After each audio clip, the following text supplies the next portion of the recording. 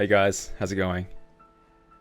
Yeah, it's pretty surreal to making this video, but after months of speculating, Unicross is finally going to be shut down. We have final confirmation today that the global and Japanese version will be shut down. The global will be shut down a month after the Japanese version on May 30th, so we have just over 3 months to keep playing it. And the JP version will be shutting down in April 30th, so only 2 months to play it. But yeah, it's going to be all done and dusted. The story will be complete, finally, after, the story's been going on for... I mean, you start with Kingdom Hearts Key, released way back in, 2013, whatever it was. Then Unchained Key launches on the September in 2015, not checking my notes at all. And then it's been going on for several years at this point, almost 8 years. So it's pretty wild. It's pretty wild, but we're finally going to get a resolution to it. I'm sure the story will connect into other parts of the Kingdom Hearts series, but whatever.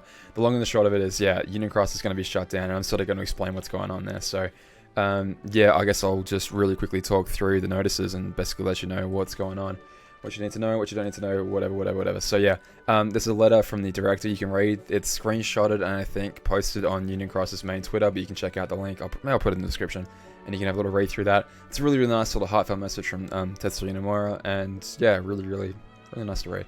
The actual mechanics of what's happening. Alright, so Unicross Dark Road being completely shut down. Bang. No more jewels can be spent. Sorry, wrong. No more money can be spent to buy jewels is what I meant to say. But yeah, you can't buy VIP anymore. You can't buy the jewel packs. It's all done and dusted. I think they finally reached the end of their rope and said, okay, the game has to be shut down. So yeah, the story was basically concluded anyway. As far as I can tell, I said back in January of 2020, I don't think this game has another year left in it. I thought it was going to be done by 2021. I thought, okay, it will be wrapped up by then. I guess it was wrong by 4 months. My apologies, but, you throw a global pandemic in there to delay things a bit. I think it was pretty damn close. But yeah, so the story got an update today in the Japanese version and a double update in the global version. If you guys aren't aware... Alright, so from the initial release of Kingdom Hearts Union Cross, it was released about 7 months later in America than it was in Japan. We've kind of reached an equilibrium point of being about 4 months behind perpetually in story content. So I've bitched and moaned endlessly, people bitched and moaned endlessly, to the poor people on Twitter that have to deal with it, that we want to be caught up in the story, and they're finally somewhat catching us up a little bit as the game is ending. So it's like literally the monkey's paw curls and goes, you got it, we'll catch you up, end the game. But yeah, so... yeah, we've been perpetually 4 months behind. We get a double update last month and this month, which put us only 2 months behind. As of right this second, we are the closest we've ever been to JP. We are 6 quests behind them, which is pretty wild to think about. And if we keep getting additional updates, we'll catch them pretty soon. But I got a feeling that we won't actually catch them before the finale, which sucks, but that could be the way it is. Alright, so what's actually going to happen? So Union Cross is a live service mobile game. And as such, every single thing you do in this game, if you're going from one basically menu to another, requires an internet connection. So I clicked on the present box, I'm going to connect it right there.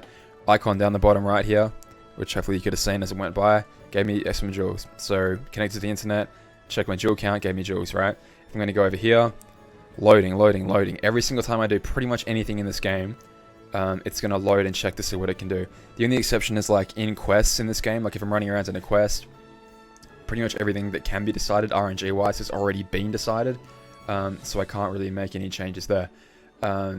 Reloading quests often doesn't help you if you want to get better item drops, for example. That's often already decided. So this game, which is a live service game, is going to be going in an offline only mode, which basically drops out almost all the functionality of it. So it's going to be going to pretty much a glorified theater mode. If you check out the main menu of Union Cross right now, you'll see a dirty grey button that says Save Data on the top of it. If you hit that, you'll basically save some of the customization options for your character, save user data. You'll save, there's a list on the actual notices, but it apparently saves about 11 different things.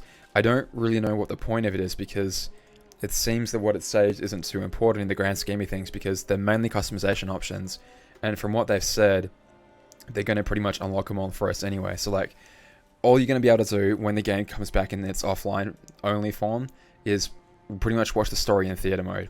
And so if you want to customize the way your character looks when it appears in the cutscenes, pretty much what your avatar looks like and the keyblade that it holds, that's more or less all you can do.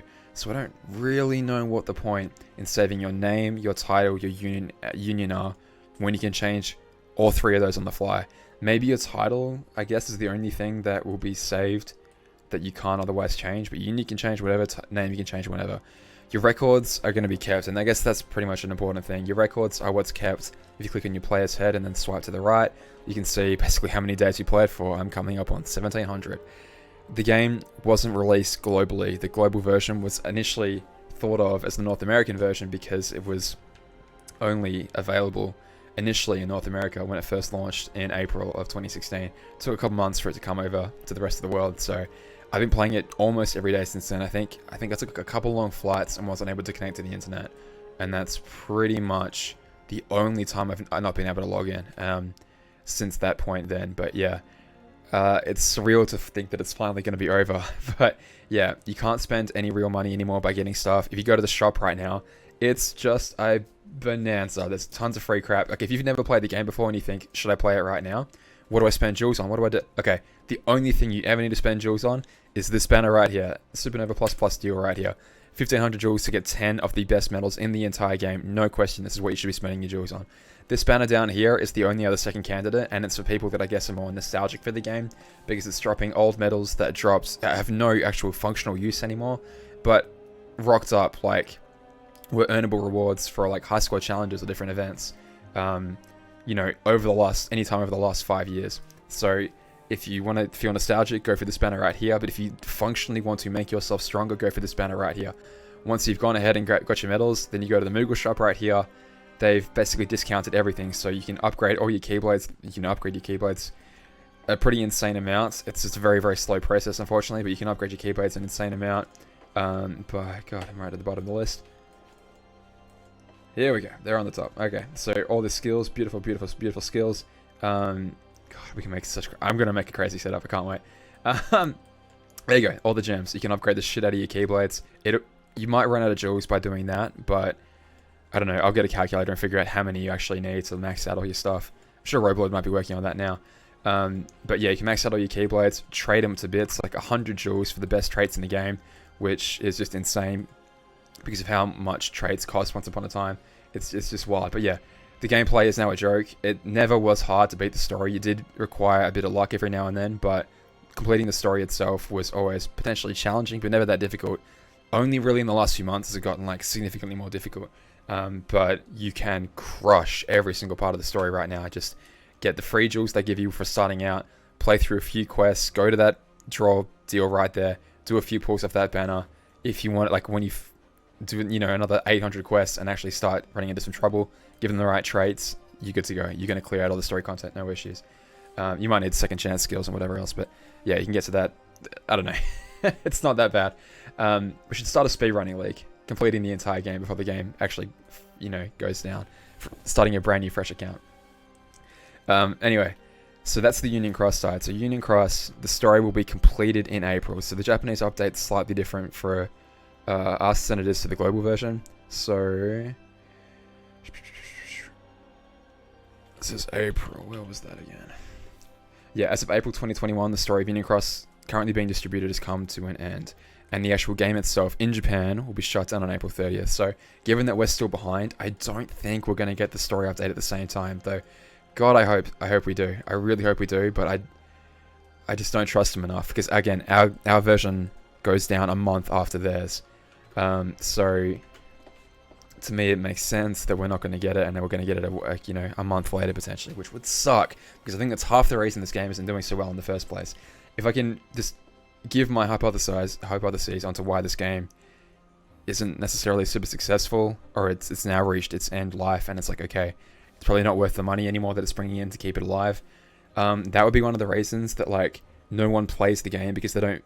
Okay, anyone that cares about the story has already watched a translated version, you know. Everglow, Kingdom Hearts Insider, my own fan translations, whatever. Cherim, all the awesome people that do it on Twitter that translate the story as it comes out live in Japan. That you have to watch those, or else you'll be caught, like, left behind in the story. And, you know, oftentimes it's desired to watch that before playing the new Kingdom Hearts experiences. Like, I would have wanted to be caught up before I played Kingdom Hearts 3, before I played Remind, definitely.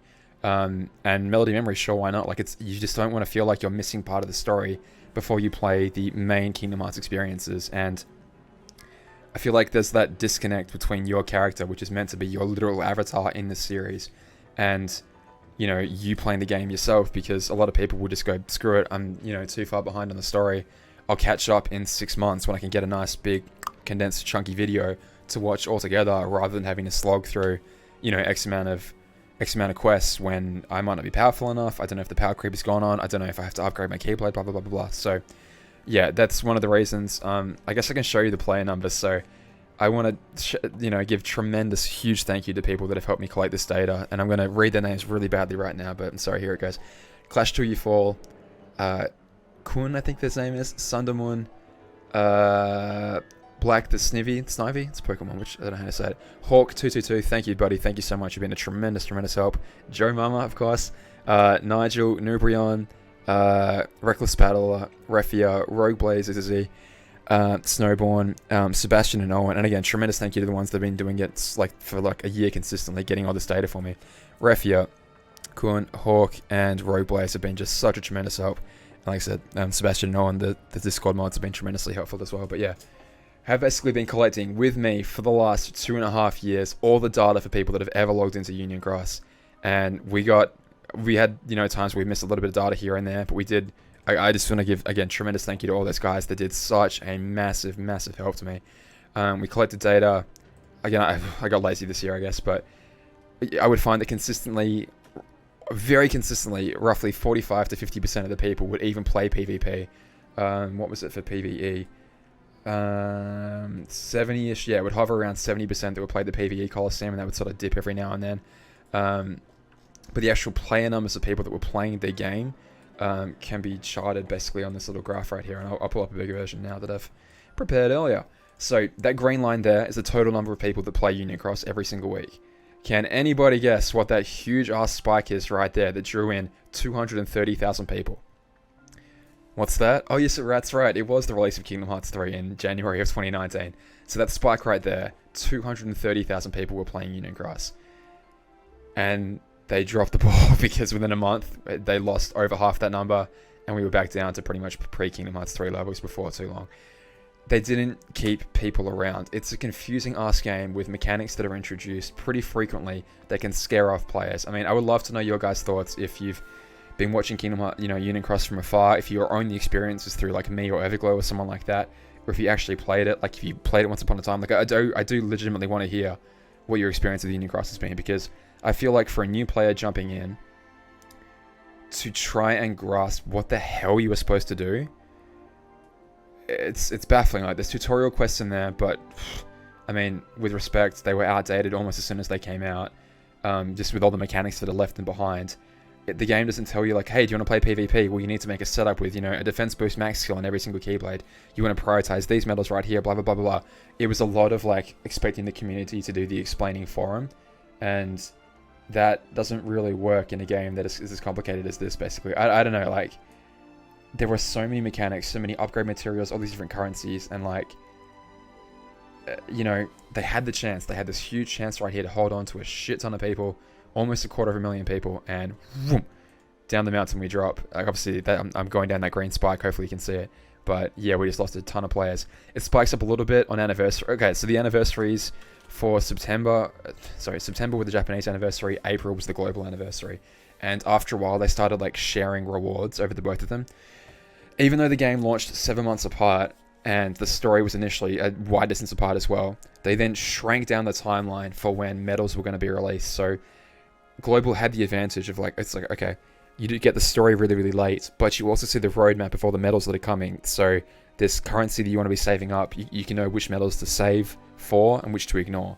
It was great.